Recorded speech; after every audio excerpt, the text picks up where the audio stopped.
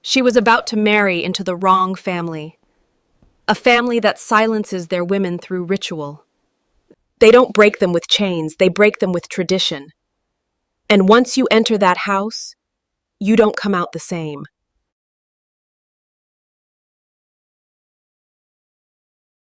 Lara folded the last of her belongings into the small leather bag her grandmother had given her.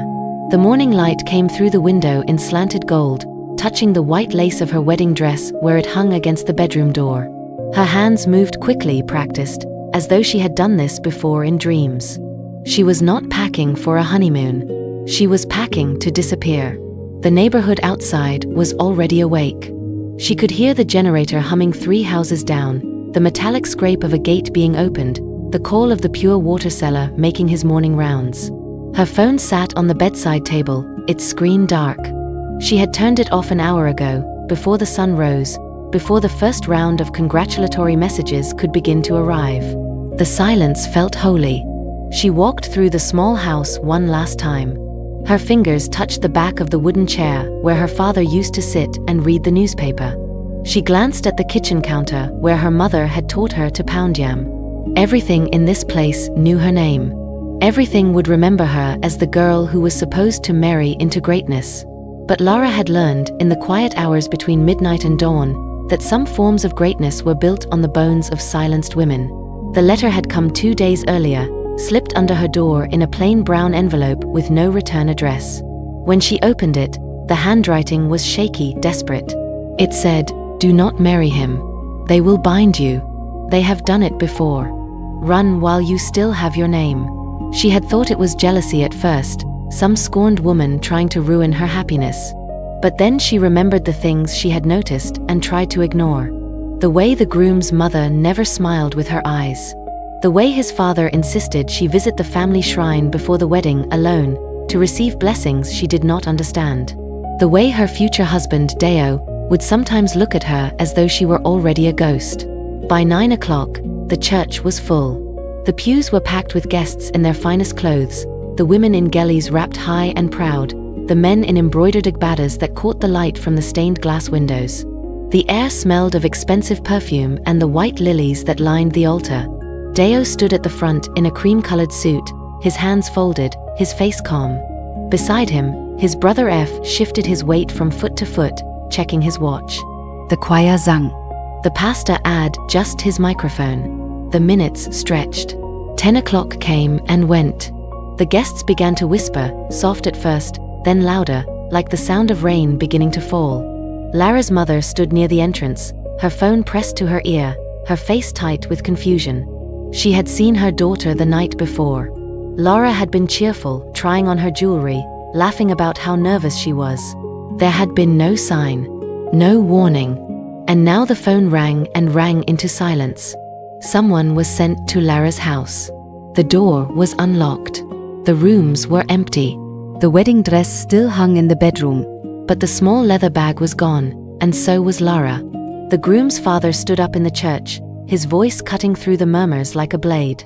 He did not ask where Lara was. He declared, loud enough for everyone to hear, that her family had sabotaged the union, that they had never wanted the marriage, that they had taken money and gifts under false pretenses. His words turned the air cold. Lara's uncle rose to his feet, shouting back. The tension cracked open, and the church became a storm of accusations, hurt pride, and rising anger. Outside, under the bright midday sun, the search began. A woman from the market said she had seen Lara that morning, walking toward the bus park with a bag over her shoulder. She had been alone, moving quickly, her head down. But a neighbor from Lara's street told a different story. He swore he had seen her getting into a black car just after dawn, a car with tinted windows and no license plate he could remember. The stories did not match. The pieces did not fit. And with every passing hour, the mystery deepened. Omi was brought to Lara's mother's house that afternoon. She was Lara's closest friend, the one who had helped her choose the wedding dress, who had stayed up late with her the night before, painting their nails and talking about the future. But when the elders asked her questions, her answers came too slow. Her eyes would not stay still. Finally, she admitted it. 2 days before the wedding, a letter had arrived for Lara. Omi had been there when Lara opened it. She watched her friend's face go pale, watched her hands begin to shake. Lara had read it 3 times, then folded it carefully and hidden it in the pocket of her dress. When Omi asked what it said, Lara told her it was nothing. But her voice had been thin, like glass about to break. Omi did not know where Lara had gone, but she knew her friend had been afraid. The news spread quickly. People began searching the buses, the taxi ranks, the ghost houses on the edge of town. They called Lara's distant relatives in other states. They checked the hospitals. But there was no trace of her, no sign that she had ever existed beyond the borders of the village. And then, late in the afternoon, someone saw smoke rising from behind the groom's family compound. It was Deo's younger brother, standing over a metal drum with flames licking up from inside. He was feeding clothing into the fire. A blue dress Lara had worn to a family dinner, a headscarf she had left behind after a visit, a pair of sandals with her initials stitched into the strap. When the men pulled him away from the fire, his hands were blackened with soot, and his face was slick with sweat. He said he was cleaning up, just tidying the compound, getting rid of things Lara had forgotten. But his voice shook, and his eyes were too wide, and the fear in him was louder than his words. They took him to the center of the village, where the elders gathered under the old Iroko tree. They asked him why he was burning a missing woman's belongings. He said he did not know. He said he was following his father's orders. He said it did not mean anything, but everyone knew. Burning meant erasing. Burning meant something had gone wrong. As the sun began to sink, turning the sky the color of bruised plums and gold, Lara's mother finally spoke. She had been silent all day, praying in the corner of her home, her hands clenched tight around her rosary. But now, with the elders present and the weight of the day pressing down on everyone, she confessed. Lara had come to her late one night, a week before the wedding. She had stood in the doorway of her mother's bedroom, her silhouette outlined by the dim hallway light, and asked a question that made no sense at the time. "Mama," she had said, her voice soft and careful, "if I knew a terrible secret about someone I was supposed to love, what would you tell me to do?" Her mother had been half asleep, confused.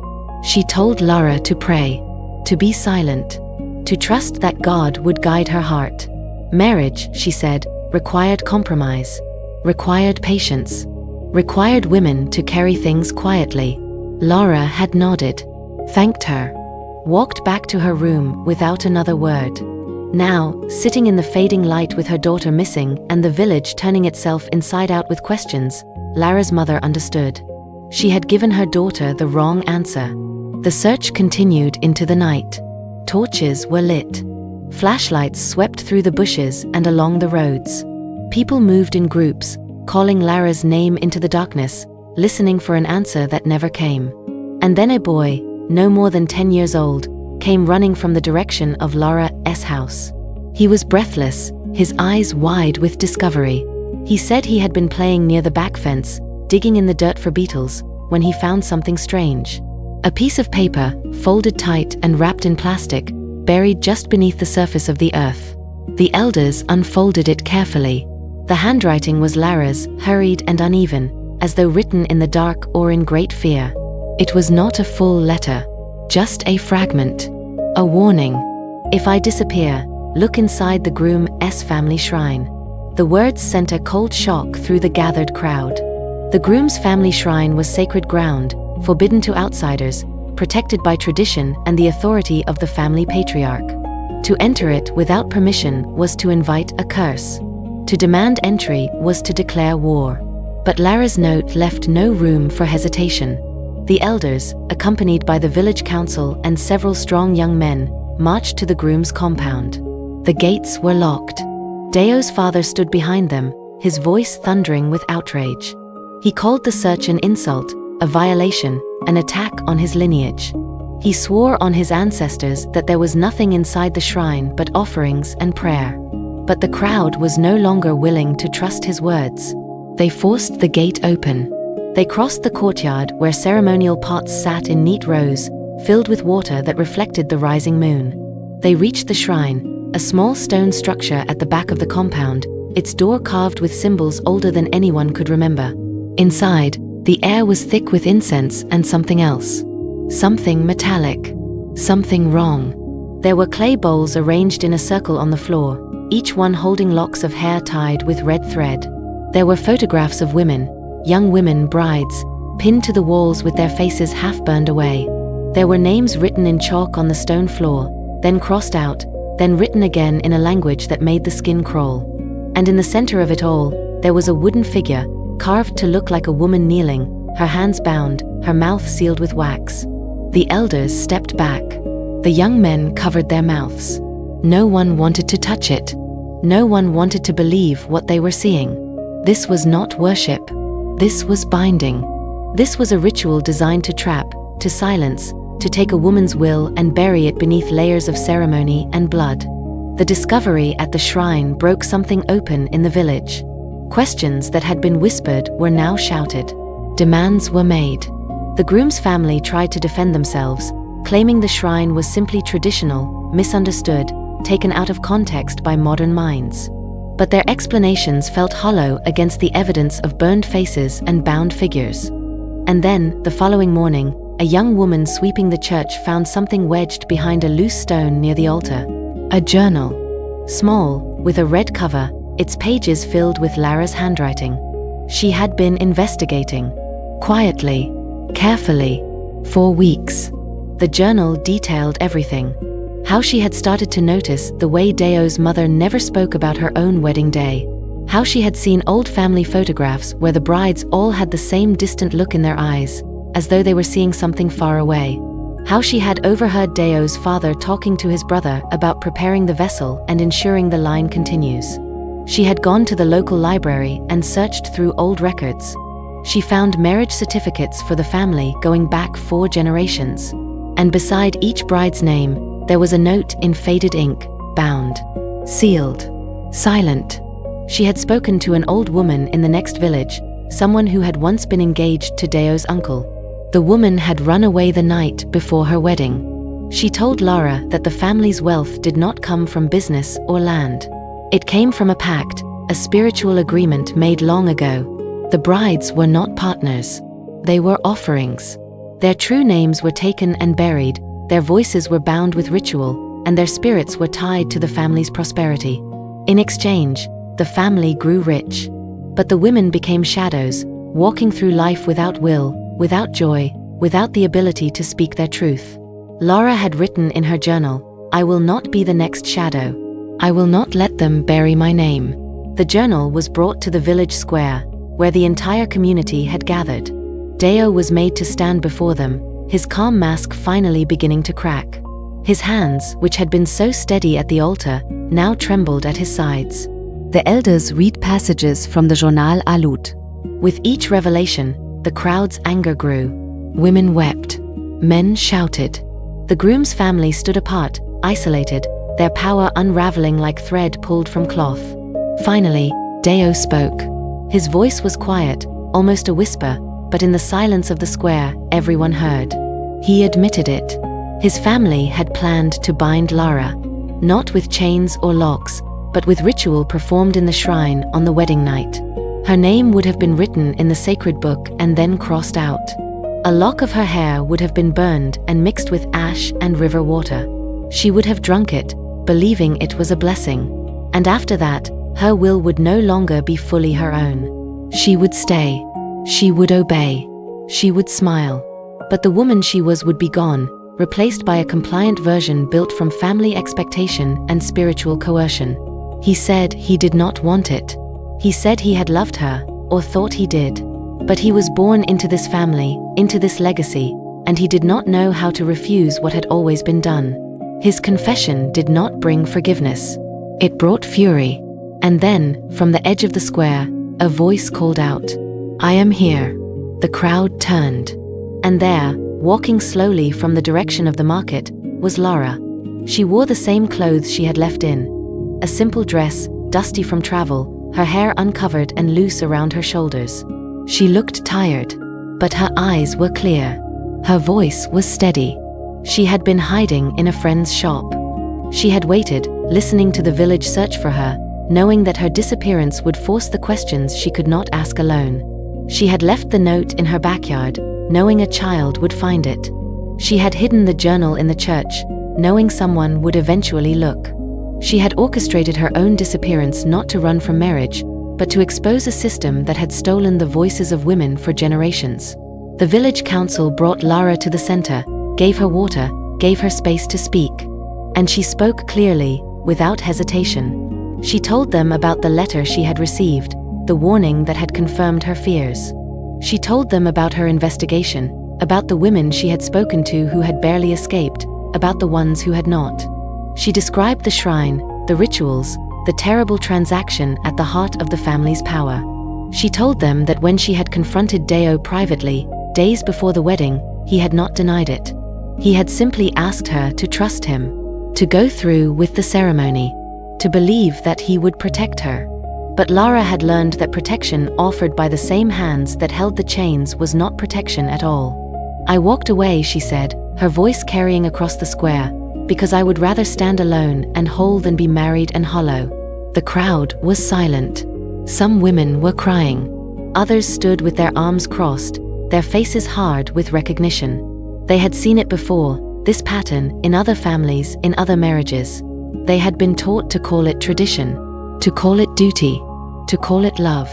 But Lara had named it what it was: captivity dressed in ceremony. The village council deliberated for less than an hour. Their judgment was swift and absolute.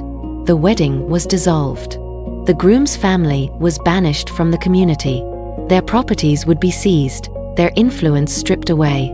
The shrine would be dismantled, the ritual objects destroyed, the names of the bound women released through prayer and fire. Deo and his family were given 3 days to leave. On the morning of the third day, the family left in a convoy of cars loaded with whatever belongings they could carry. The gates of their compound stood open, the courtyard empty except for the broken pots and scattered ash where the shrine had been torn down. The house that had once represented power and prestige now looked like what it was: a beautiful lie. Deo did not look back as his car pulled away. But through the tinted window, some said they saw his face, younger somehow, as though the weight of the family legacy had been holding him in a shape that was never truly his. Lara stood at the edge of the road, watching them go. Omi stood beside her, their hands linked. Lara's mother was on her other side, tears streaming down her face, whispering apologies her daughter had already forgiven. The village began to change in the days that followed. Women started asking questions about their own marriages, about the ceremonies they had undergone, about the small moments of erasure they had been taught to ignore. Some discovered they, too, had been bound in subtler ways, not through ancient rituals, but through social pressure, through economic dependence, through the slow accumulation of expectations that turned partnership into performance. A group of elders, led by the oldest woman in the village, began reviewing other family shrines, other traditional practices. They separated what was sacred from what was harmful. They honored the past without enslaving the present to it. Lara's story spread beyond the village. It traveled through neighboring towns, carried by relatives and traders and travelers. It reached the cities, where women heard it and recognized pieces of their own lives in it. Some called her brave. Some called her reckless. But everyone knew her name. She did not return to her small house. The memories there were too heavy, the walls too close. Instead, she moved into a modest apartment in the town center, a place with wide windows that let in the morning light and a door she could lock from the inside. She painted the walls a soft yellow. She bought new furniture, simple and clean. She planted herbs on the balcony, basil, mint, thyme, things that grew quickly and smelled like possibility. She found work teaching at a local school, helping young girls learn to read and write with confidence. She spoke to them not just about grammar and mathematics, but about knowing their worth, about trusting their instincts, about the difference between respect and submission.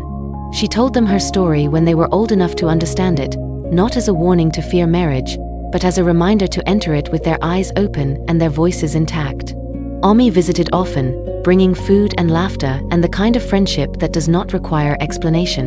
Together, they started a small support group for women navigating difficult family situations. It met once a week in the back room of the community center, a circle of chairs and shared stories and the slow, hard work of untangling tradition from trauma. Lara's mother came to one of the meetings. She sat quietly at first, listening. And then, her voice shaking, she spoke about the ways she had learned to make herself smaller, quieter, more acceptable.